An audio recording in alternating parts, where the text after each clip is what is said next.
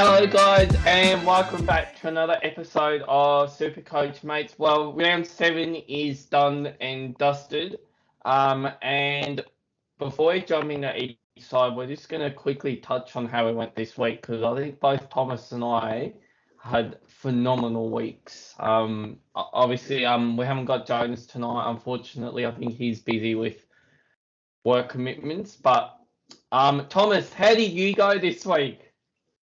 Much better than I originally expected.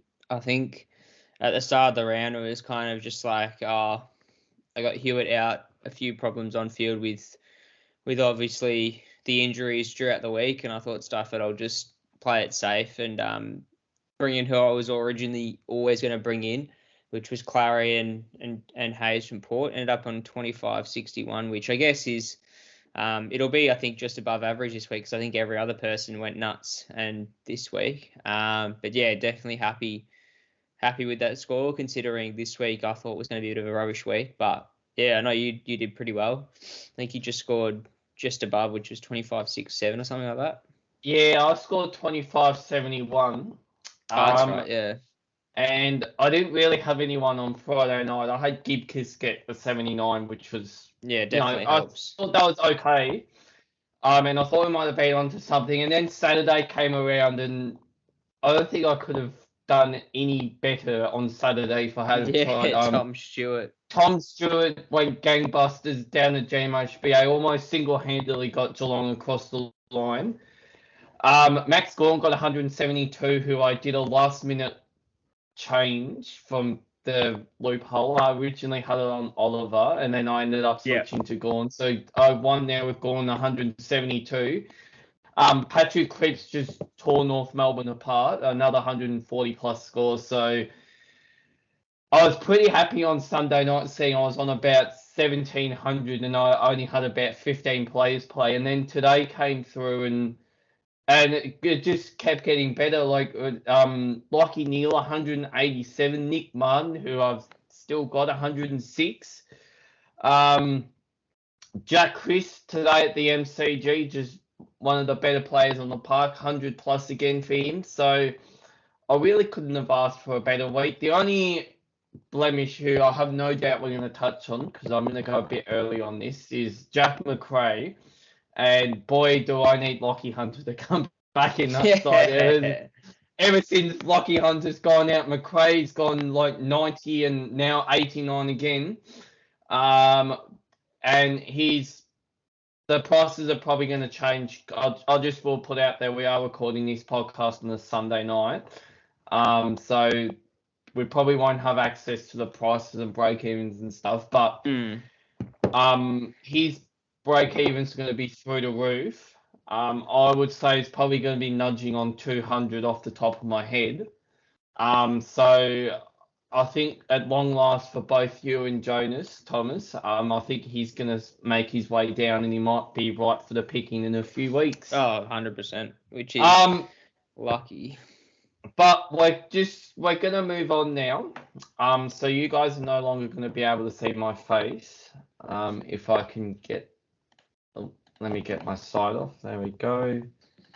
Just a few little technical things. Here we go.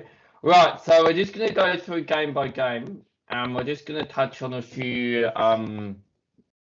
key points. So the first game was the Friday night game, the absolute blockbuster game here on Friday night.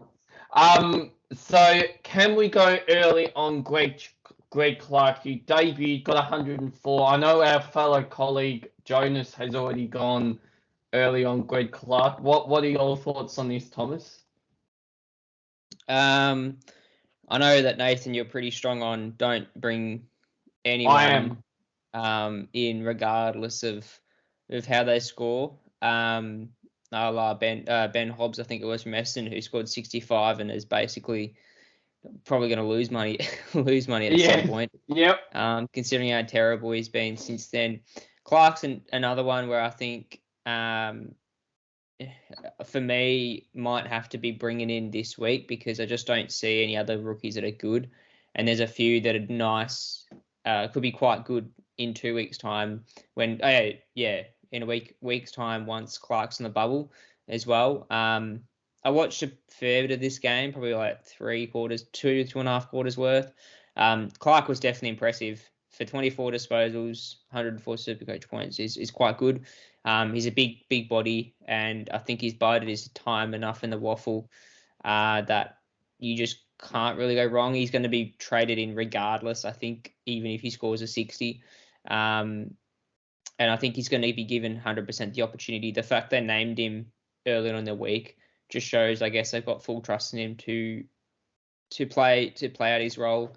And I don't think there's any lack of job security because considering the West Coast got pumped by about 100 points. Yeah, I don't think there's going to be any job security issues there.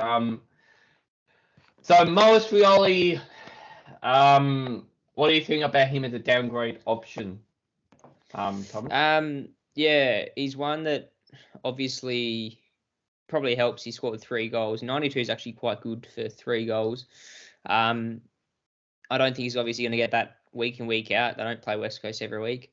So he's a wait and see. He's similar to Rosas, where at this current time, where the 92 he's going to be in his cycle and he's going to increase in price regardless, I think, unless he scores negatives in the next 2 weeks. But you definitely wouldn't go early on him, even if you didn't have any other opportunities. I'd find someone else, just because the Richmond forwards are prone to scoring badly at times, and you just don't know what's going to happen in 2 weeks. He's a good price, so 100% give him another week, and then if he impresses, then you've got quite a nice rookie to bring down. But I wouldn't risk it now. He's too volatile to say. He scored 3 goals. I'm not exactly when he scored them, if it would have increased, but not at least, almost scoring a ton with 3 goals is pretty impressive there, considering that Jack Revolt scored 4 goals and was less than a ton, so less than 90, sorry. So scoring 92 is quite impressive. 14 disposals, 3 goals, it's pretty good output.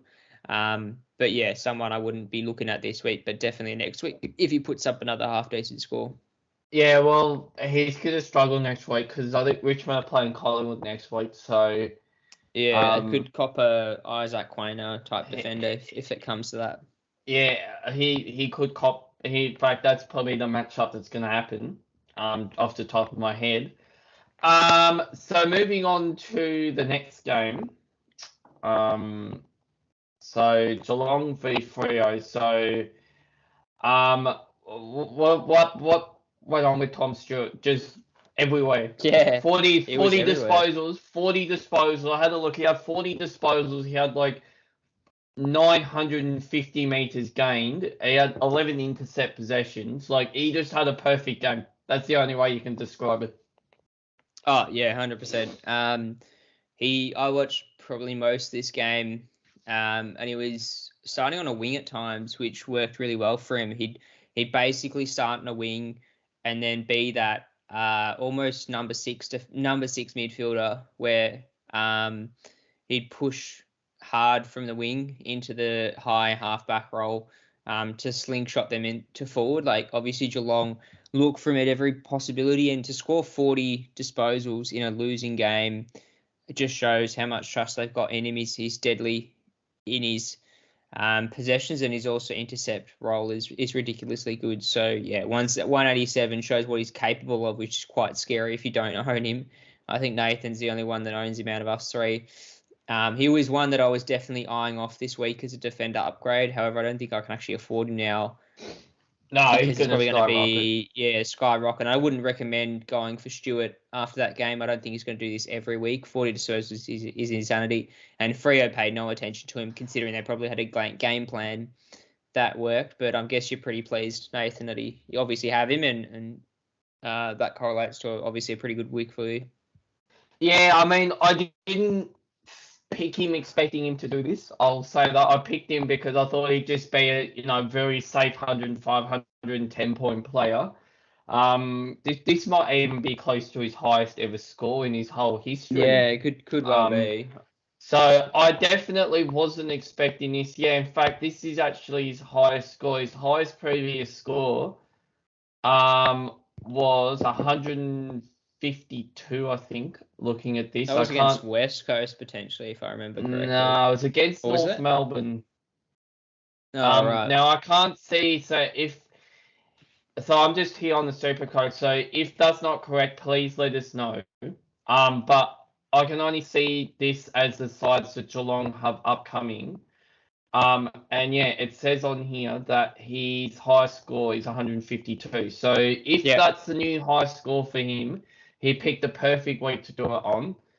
And he's probably going to be above 600k. He'd be nudging 600k now. So I don't think you could beat him. 100%. No. So Andrew Brayshaw, who's only scored 77, which I don't think he'd be too concerned about, given that Fremantle actually won the game. But it is a concern given his price and where we thought he might be this year. Yeah, like 28 disposals isn't the worst. The reason why he obviously scored poorly was his disposal efficiency. He only went at 64%, which is not too bad. I think Brayshaw, the issue with him is, well, the good thing for non-owners is I don't think he's going to ever nudge a ridiculous score. He might get one, which shoots up his price, but then I don't think it's going to be consistent, which I think is the main issue when you're trying to pick your top 6 midfielders or whatever. Brayshaw is one that is prone to a tag. This inefficiency in his disposal, I think, is a one-off rather than going to be a mainstay in his game, unlike other players. But I think the other issue is his ceiling is a little bit inconsistent. I don't think you're going to see the 130s and 140s too often. And I just don't think that's the case because obviously Freo look like a recharge side and look genuine finals contenders. And I think that's to do with a wide spread of midfielders, not just Fife and Brayshaw anymore. There's the likes of Caleb Sarong there, 25 disposals. Will Brodie even chipped up with 19 after a quiet game. But yeah, I wouldn't be surprised too concerned with Brayshaw. But I have another question for you, Nathan, with regards to Brodie, considering I'm the only one in that doesn't have him out of you and Jonas as well. Are you concerned a little bit considering that he only had 64% game time, which is back down to what he has been in the previous week, and I think that attributed to his score. I think he was quite lucky to end up on a 75 with a couple clutch moments quite late on. Is he one that, he's obviously made a ton of money and it's you can't complain with that, but is he one that you're looking to potentially offset and just get rid of him now and look for an uber premium? Like, you can obviously afford basically anyone you want with the money that he's afforded, or you're thinking that just keep him in the forward line because he's probably holding up against some of the premium forwards in the position anyway. Yeah, I mean, look, if at the minute, I think he's got a spot still there in that side, in my side. I think if I was to go down the trade route, I think I would actually swing McCartan forward and trade in a defender. Yeah. Just because at the minute I've got Whitfield at MD4, and I'd like to get another one of these sort of Pendlebury types at sort of up there as well. And then I pretty much, other than the forward line, would have all my rookies off the ground, or people I would consider rookies. But at the minute, I don't think he's a high priority to get rid of. I still think his break-even's probably going to go up above 100 this week, so that is a bit of a concern. But I think Freo this week are playing North Melbourne, and from what I watched on Saturday night, I think he could have a big game. So I'm going to keep him. But I think if you're going down that path, if you've got, say, Heaney, Butters, Dunkley, Cornelio, Martin, like most people probably do, I think if you can get Brodie into a defender and just move McCartan forward, because he'd probably be back this week, I think if you can get away with that, I think it's something that you could definitely look at doing. Yeah, that's a fair enough call. Hang on, sorry. I have closed our sheet. Sorry, guys, there's a few technical issues here. I think we're moving on to the next game anyway. Yeah. We're moving on to the next game anyway. So GWS v Adelaide's a little bit of a surprise result, this one actually. I think most people would have gone into this expecting Adelaide to win this and ended up losing on their own deck. So Rory Laird, Malone player, just getting the job done week after week. Can he be a top 6 to 8 mid without slowing now? I'll just add on to this that if he ever gets defender eligibility, he will be the first pick in my side again. Yeah, unfortunately, I don't think that's the case. He's throwing in there. Pure time mid, and he's inside. And, he just gets the job done. He's one that just accumulates the ball. Similar to Zach Merritt, in fact, that they just both don't look like slowing down with regards to their potential to just consistently score hundreds. I think Rory Laird's one that, unfortunately, because I think he's priced at like above 600 at the moment, probably just wait until he gets a sub 100 game to pick him up. But he's one that I think if you get your Took Millers, your Jack Mcrae's, your Lockie Neals, Jack Steels, etc., and you're left with one spot, you could be doing a lot worse. And Chuck Rory Laird in the side, he's just going to give you consistency. Seemed like he got tagged throughout the game a little bit, or they tried to tag him, they just couldn't. So he just gets the job done. He's very similar to Steele, where he just tackles and he gets a lot of scores from tackles as well, and 35 disposals is one that helps as well. I've got a question for you as well, Nathan, in regards to Josh Kelly. So 41 disposals absolutely tore Adelaide a new one with his run and carry off the wings and through the midfield. Is he one that could you potentially bring in? I know he's burnt so many players in the past with his soft tissue injuries and things like that, but is he someone that, seeing that he scored 153, huge score, could you bring him in as not a potential POD, but someone that could you bring in that has a potential to do these scores of 150 plus? Yes, I think you can. I guess it's just you're rolling the dice with his body.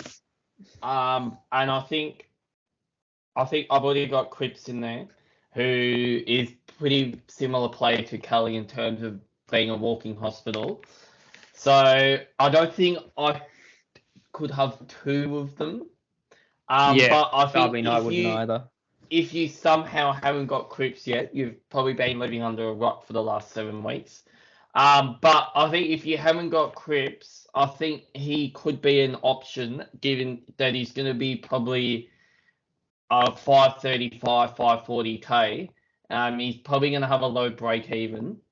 So like he's probably not the worst pick at that price. But yeah, I don't think I'm going to go near him. I just think the Giants at the minute, I think just stick with Cornelio and Bruce and everyone else, and maybe Toby Green. And everyone else just pass on, because I don't know where they're at as a football club. I know they've won this week, but I don't know who they've got next week or upcoming. So I think I don't know what's going on at the Giants. They just seem to be a shadow of themselves. Yeah, 100%. Speaking of Toby Green, can we trade him in this week? What are you going to do with Toby Green? Yeah, it's an interesting one. I mean, he's shown he can score. I don't think his ceiling is that low either.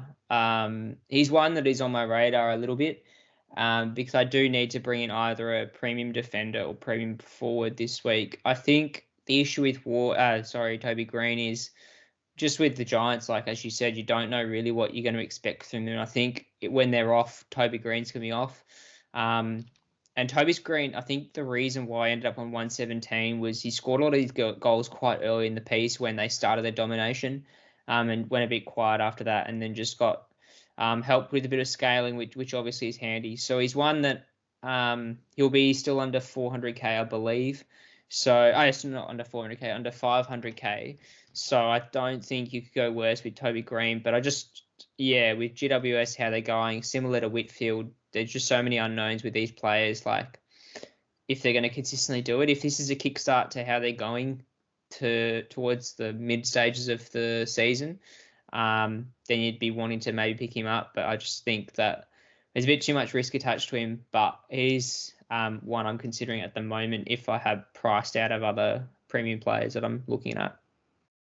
Yeah, I think that's a good way to look at it. Sorry, you guys can see me again. I'm just trying to get rid of these ads for everyone because they're annoying me. I'm having to click them off all the time. Right, so moving on to Melbourne and Hawthorne, which was almost a this was a boil over. close game. Almost a boil over this game. So, Gawn, Petrarca, and Oliver, who I traded in this week, Clay and Oliver, all scored well. In fact, they were the top 3 scorers for Melbourne. What do you make of this? Because obviously I think they're probably Melbourne's 3 best players, so you would expect them to be up there, but they all fired at once. Yeah, definitely handy. I obviously had Petrarca last, but was a bit disappointed, and he didn't start off too well as well in this game. He started off pretty slowly, but just went bang after quarter time, and it's definitely handy when all 3 of them pop off. So you just can't complain with their scoring.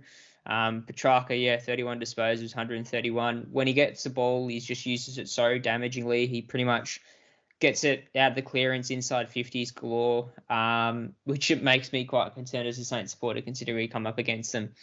And if they're on, they're going to be seriously on against us, I think. So, yeah, you can't go wrong. They've got quite a nice fixture coming up as well. When they play West Coast, watch out. I think all 3 of them could get 150 plus, which would be quite scary if you don't own all 3. But, yeah, someone that I want your opinion on, Nathan, as well. Hawthorne, Dylan Moore, interesting one. Would be nice if you'd picked him up as a pod prior to this 147 score, but I thought when he scored 147, he was, maybe kick 4 goals to rejig Hawthorn's comeback, but it wasn't the case. He ended up on 33 disposals and 1 goal. What are your thoughts on him? Is it similar to, say, Jack Sinclair, where you're kind of just like waiting to see if he's actually a premium, or do you actually think he's the real deal, considering he almost seems like the main guy in that Hawthorn forward line that does all the damage as that high half forward?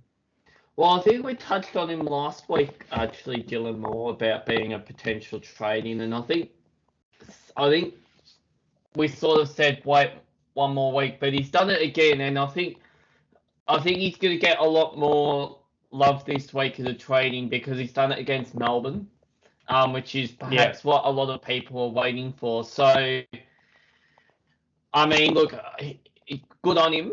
I don't think I will be bringing him in, just given where my forward line is. I think I'm quite happy with it.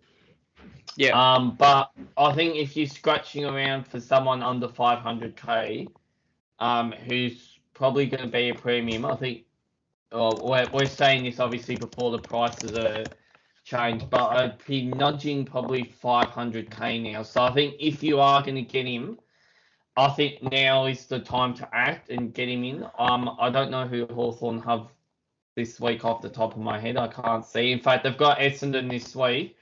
It could be another game where he pops off, actually.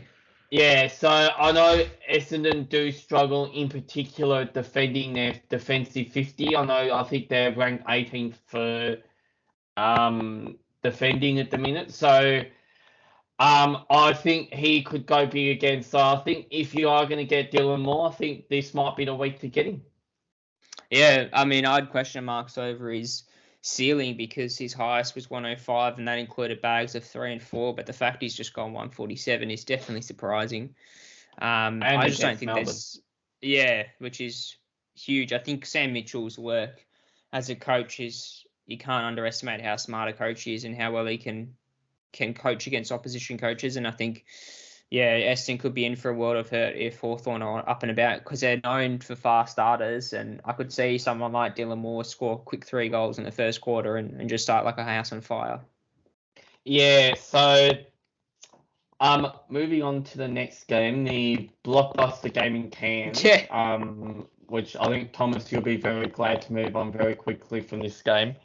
But someone who has maybe flown under the radar has been Seb Ross, who's got 119 on the weekend.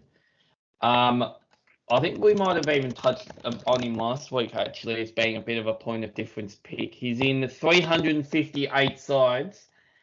What are you thinking about Seb Ross, given he's a midfielder? His break even this week was 51, so he's probably going to be about 510k this week. What do you think about this pick, Thomas? Yeah, I wouldn't recommend it because this is Seb Ross's, I think, career form best. The pleasing thing was that obviously I think 31 disposals. You can't really complain about any of these players' disposal efficiency because the ball was basically cake of soap. You couldn't get any clean disposal.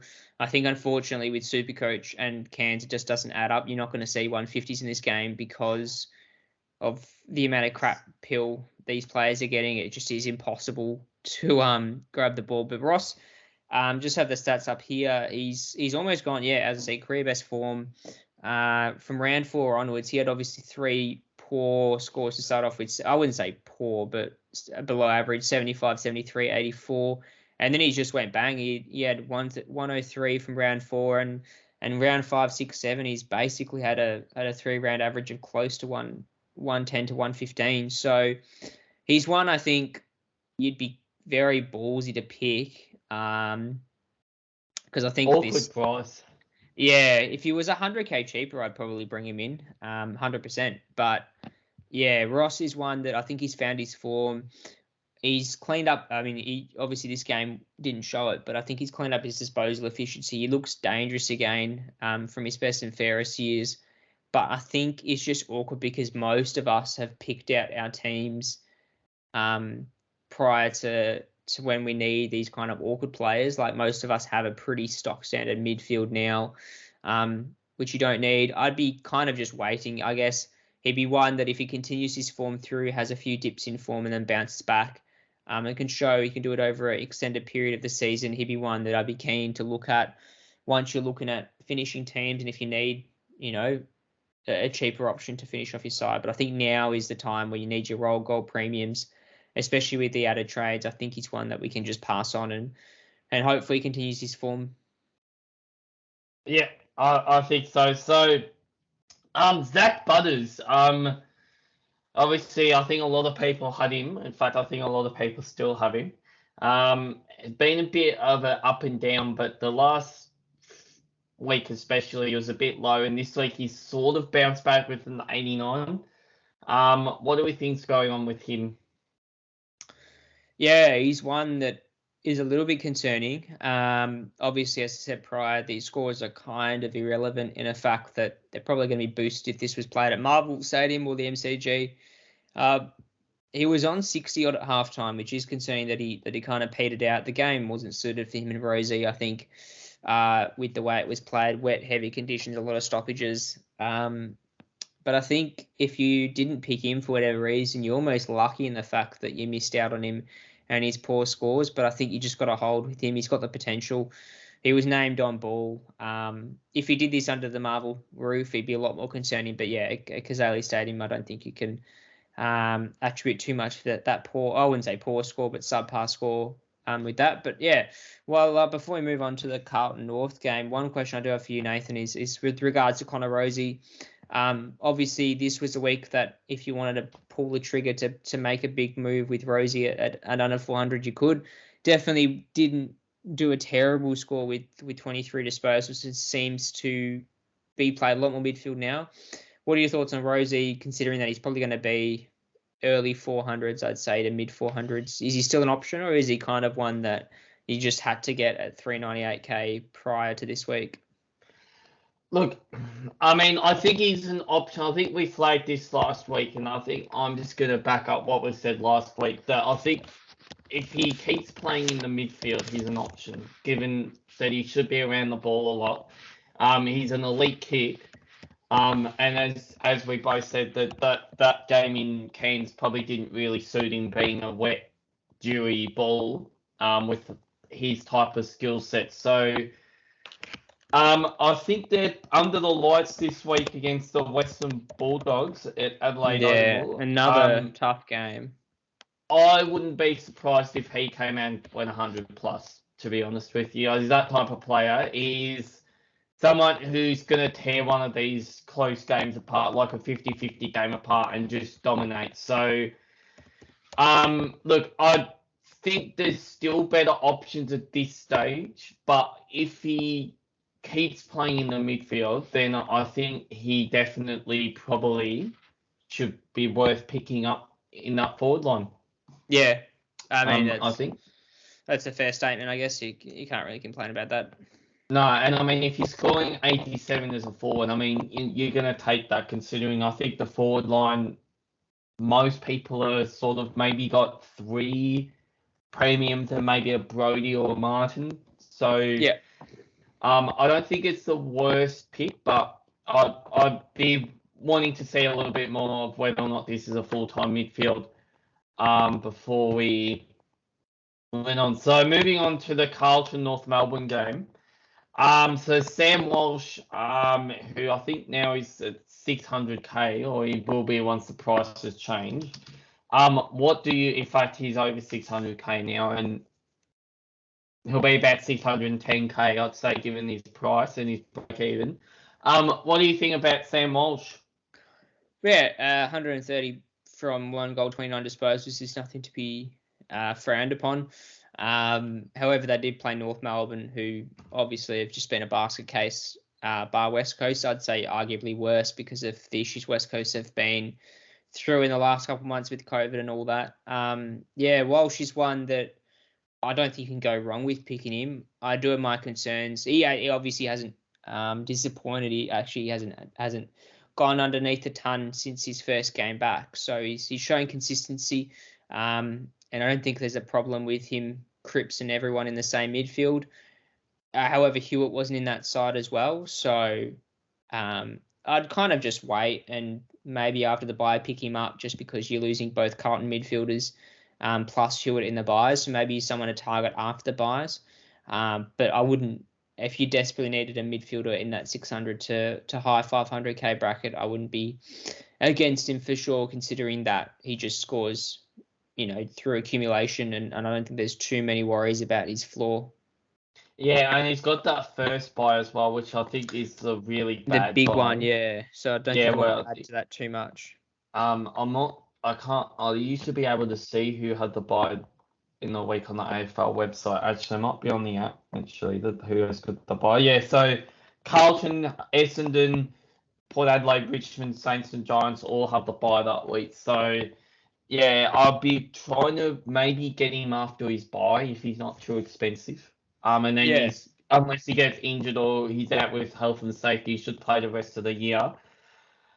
So I think that's where I'm going to look at with that. So, Jack Howell. Now, shout out to my mate, who actually shares a name with him. I'm not sure if you listen to these podcasts, but it was kind of weird seeing someone share, the same name as one of your friends, running around on a football field, and 95 on debut is obviously very impressive.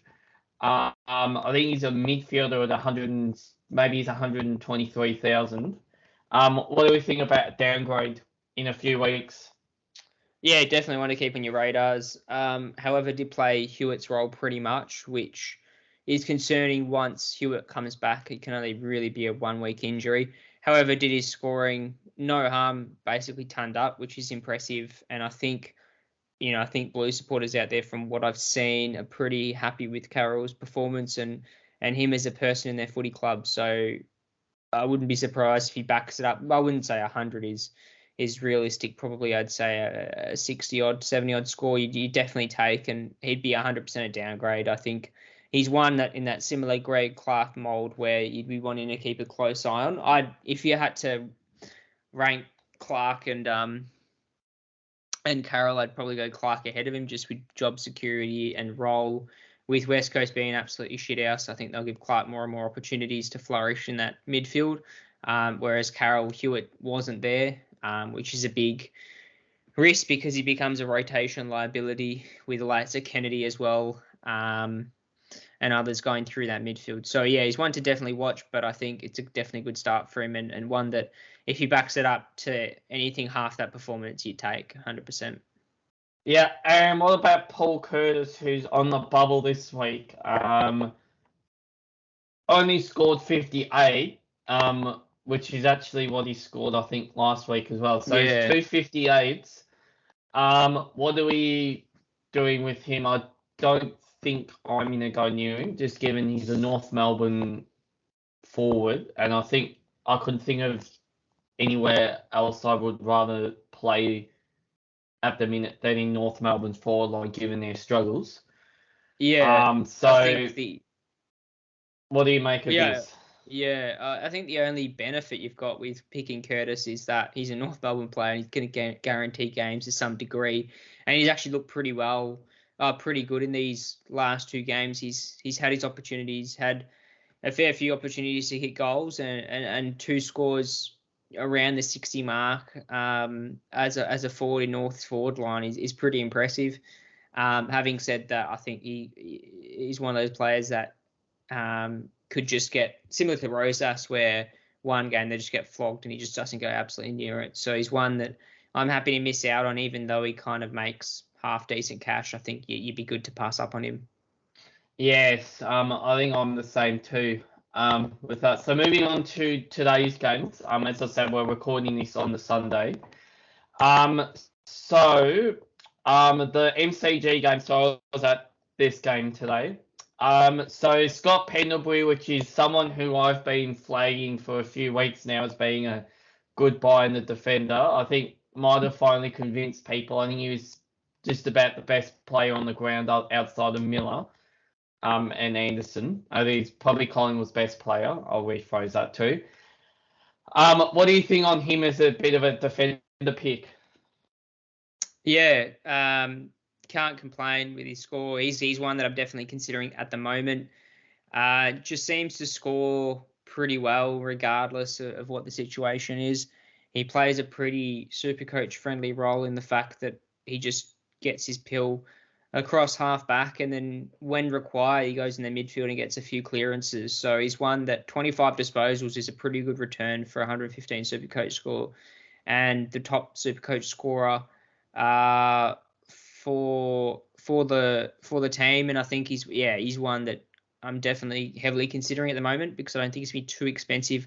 But he's one that I think you could grab all year around that 550k mark because he's just going to be uber reliable for you, and he's one that his floor is not too low that I don't think you'd be too concerned with him scoring too poorly for your side. But one that I guess Jonas took the punt on 2 weeks ago, Jordan De Goey, obviously had a pretty horrendous score, scoring a 60 with 95% time on ground, predominant playing as a key forward. What are your thoughts on De Goey, Nathan, being obviously a Collingwood supporter?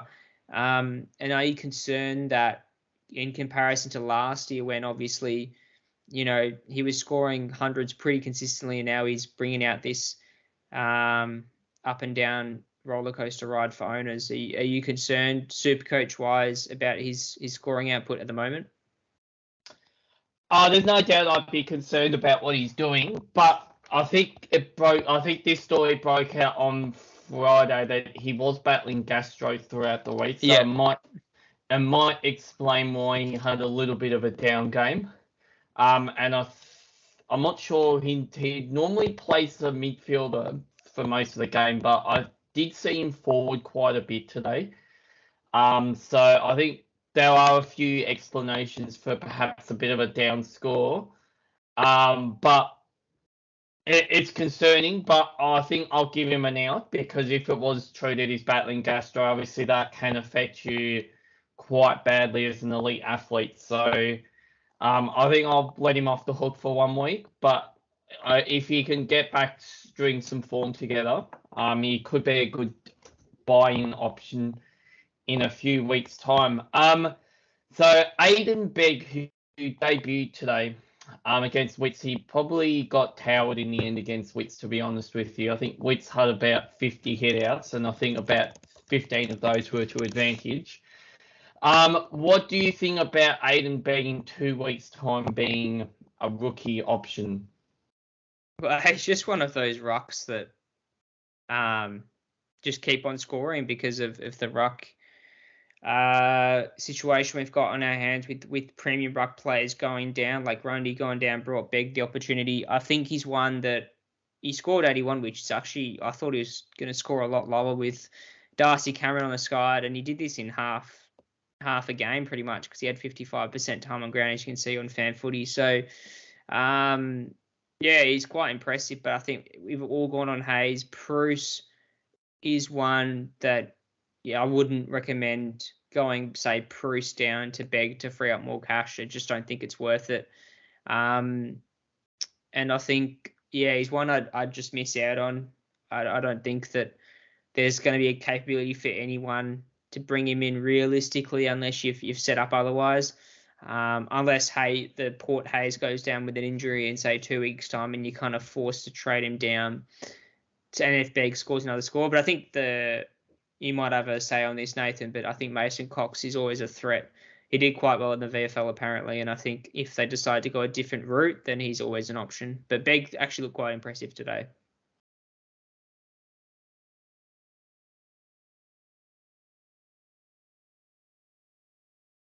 I think he's on mute at the moment, which is a bit... Sorry, I am on mute. Sorry, I am on mute. Mason Cox, he is a proven performer against Richmond. Unfortunately for Richmond supporters. So, yeah.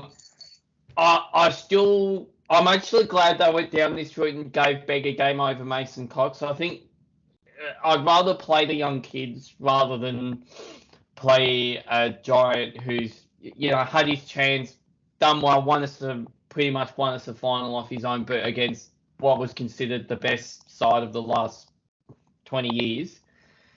So, I can't complain about what Mason Cox has done, but I think I'm glad that they gave Begg a game. And, yeah, obviously seeing him, he is a bit on the shorter side. He definitely needs to go to the gym and bulk up. But I think a good first game. And, yeah, I can't complain. So moving on to I'll just give a shout out as well to Jack Crisp, 103 today.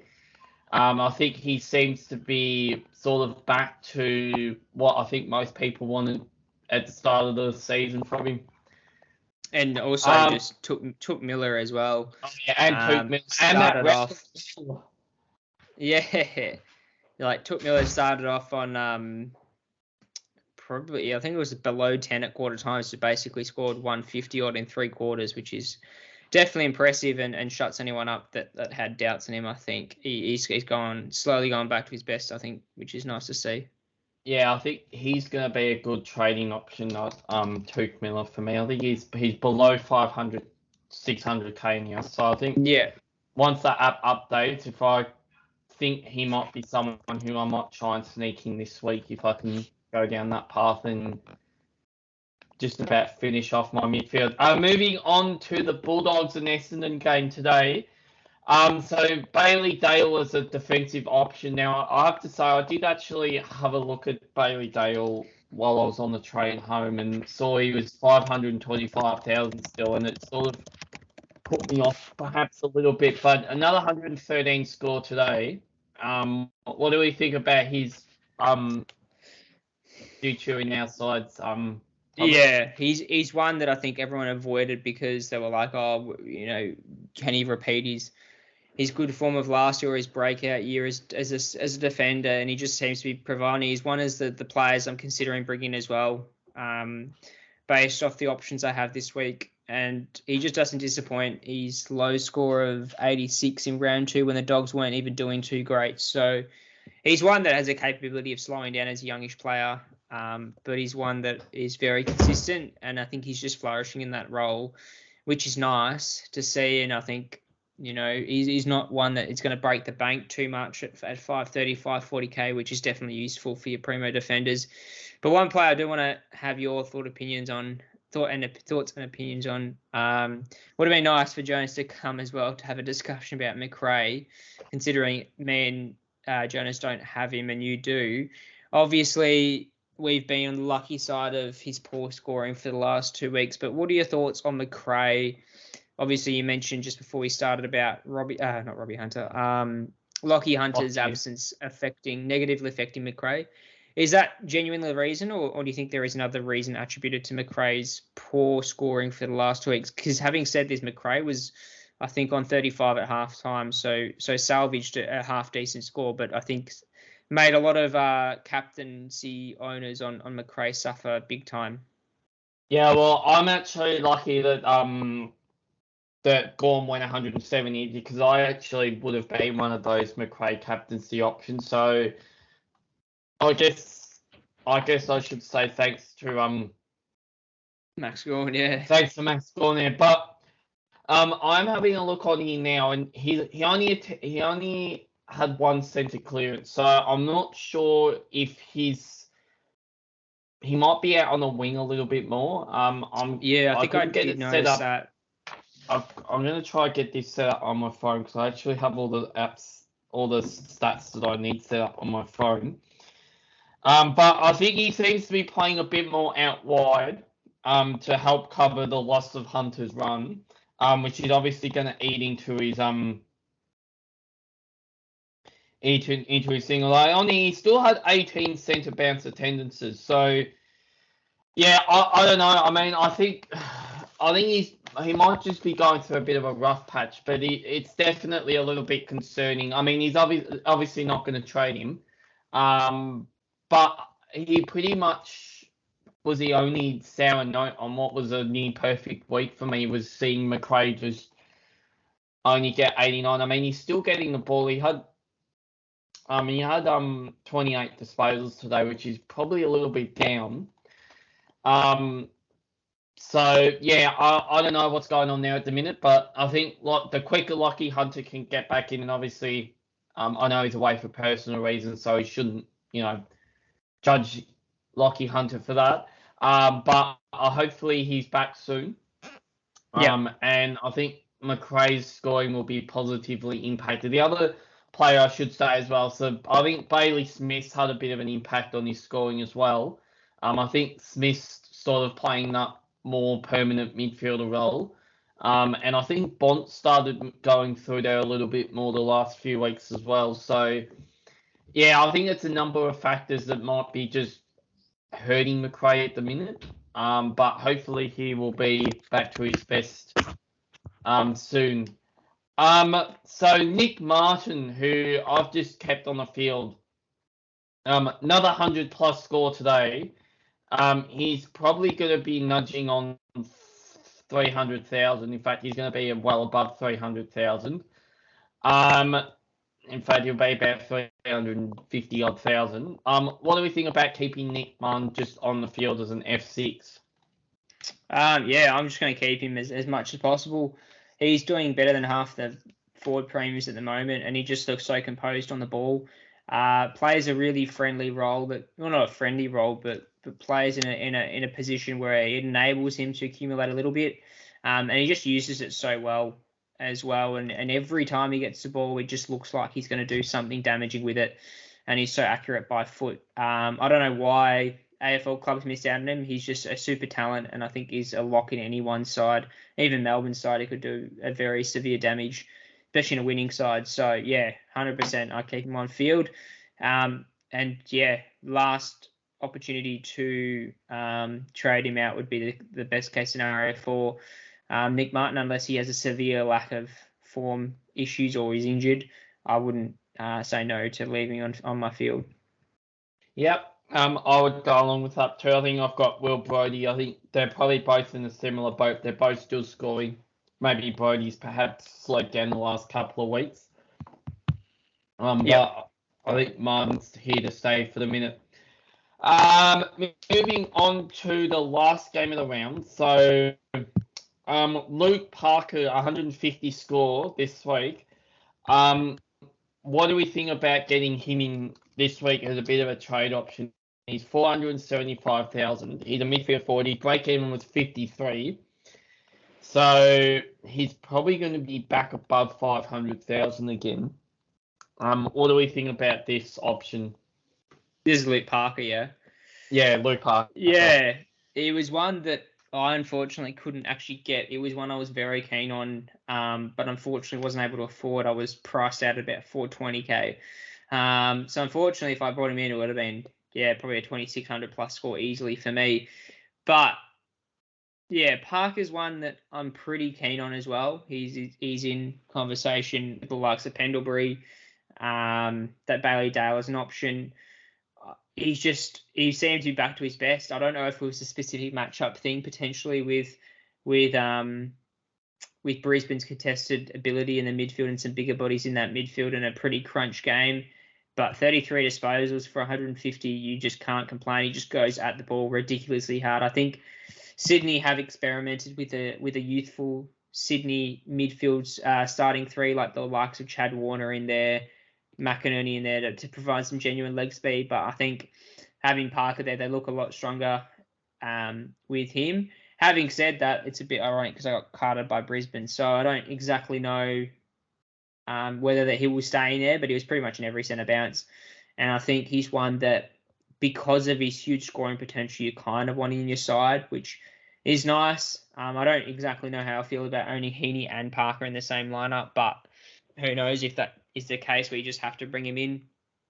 But if you brought him in early, you'd 100% take that 150 score to the bank. And if you had all the other high scorers on field, you'd be looking at a very, very high score, which is definitely handy.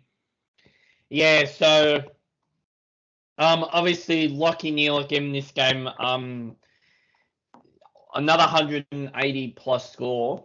I think he's just about a must-have. Now, in fact, you should already have him, but he's just going to keep climbing. He's probably going to be 650k. So I think for those of us who went with Neal and Cripps at the start of the year with question marks over their body, I definitely think that decision has paid off very, very handsomely. Just quickly before we wrap up, what trades are you looking at doing this week? Obviously, as I said, we are recording this before SuperCoach has opened. So I know, in fact, it's just open now. Here we go. What trades are you looking at doing this week? Let me have a look. So just open up now. Yeah, handy rank climb for myself. I'm assuming you're the similar. Yeah, I haven't actually looked at my rank. Hang on. I'm just going to stop screen sharing. Here we go. I'm just going to get open now. Hopefully I went up a little bit. Yeah, I went up 12,650. Yeah, I was the same. I bumped up 10k, which is definitely handy. But yeah, trade-wise, Rochelle has to go. I got rid of him last week. You know, probably the best thing would have done is to bring Greg Clark in early, even though you don't really bring rookies in early. However, he's still 270k, which is definitely handy. I'm probably looking at getting rid of Jared Berry, or obviously Jack Hayes with his ACL has to go. So yeah, one of those two, or those three combinations will probably go out and just get whatever defender. Forward premium I like. I think my mids I'm pretty happy with Steele, Neal, Oliver, Miller, Petrarca, Cripps so far. You know, can't complain with that midfield group. And I think I'll aim to bring in a few midfielders later on, but I think I definitely need some coverage, particularly in the defence. I was on thin ice this week with O'Driscoll, DeConning and Dacos all in there, but DeConning saved it with a handy 77. I think he's capable of these solid scores, similar to McCartney. He's just building in confidence. I think that kid, which is really nice, and we'll continue to see his price trundle along. But what are you looking at this week before you quickly wrap up? Yeah, so for me, I would love to be able to get in a premium defender. So I might have to do a little bit of a workaround and see if I can get rid of someone, but I'd like to maybe turn Tristan Zeri into one of those big defenders. Not sure who yet. I'll have to have a look and see what I can do. But if I get, say, someone like a Doherty or Sinclair or someone like that. Maybe not Sinclair because I think his break even's quite high. Yeah. But if I get someone like maybe even a Jaden Short, I think I will take that and just move on. I should just point out I did do 2 trades last week, so I'm at 32 now. So I think I'm probably going to do another 2 this week and try and see if I can get in a Jaden Short or a Jack Sinclair or someone like that. So Tom Stewart's now above 600,000. So I definitely think it was a good decision starting with him given that. I think that's sort of where I'm heading towards this week. I mean, even someone like Scott Pendlebury, like right now, he's the 5th highest scoring defender. Bailey Dale's 7, and they're pretty much the same price. So, I think for me, if I can definitely turn a McCartan or someone like that into a premium, I think that's what I'd like to do. Oh, yeah, 100%. I think for me, forward line is probably the priority and a defence as well. I think just dependent on who gets named this week and who I feel more comfortable with fielding as my final rookies, because I think my mids are sorted for now with Dacos still pumping out decent scores. He could do quite well against Richmond, I think. I've got all those sort of what I would say bad rookies off my field in my midfield. Like I've got Horn Francis at M8. He's not setting the world on fire, but I think there's other positions I need to fill. So, number 1 draft picking probably not going to get dropped. I think I'm 100%. I'm happy to just leave him there for the minute and sort of deal with that later on around the bye. Yeah, that sounds good. But I think that's all we got time for today. Hopefully you went well in your leagues and all that and had a decent score. There'll be obviously some huge scores come out of this round. But I think we'll probably have time to do a Q&A session. We'll see how we go. Hopefully repay you guys considering we missed out last week, and it should be a pretty bumper week coming up with people trying to climb the ranks still and trying to kind of back up a huge week, and we'll see how we go. But until then, we'll hopefully see you later in the week for the Q&A pod.